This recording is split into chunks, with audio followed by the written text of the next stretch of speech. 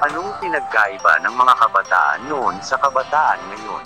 Mga kabataan noon kumakaway kapag may dumaan eroplano. Nag-aantay maubos ang tubig sa tabo sa ulo.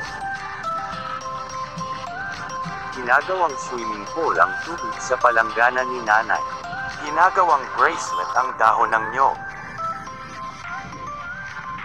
Naliligo ka sa alulad ng bubong pag umuulan. At sa gabi naman akala mo sinusundan ka ng buwan.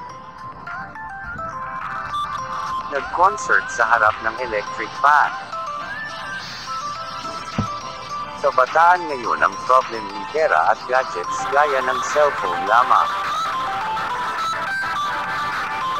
Ang problem lang naman noon kung paano makakatakas sa bahay para di matulog sa tanghali.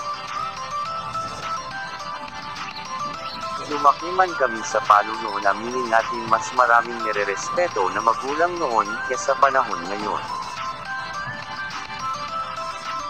May sa mga kabataan ngayon isang chat lang may jowa na. Kami noon sa Flames lang umaasa, broken hearted pa pag friends lang resulta. Mga kabataan noon maraming alam na trabaho kaysa sa kabataan ngayon. Mga kabataan ngayon tamad na puro gadgets pa ang alam. Ayaw kumilos. Pag tinatawag para utusan, sasabihin wait lang, bakit ako, ayan naman si kuya.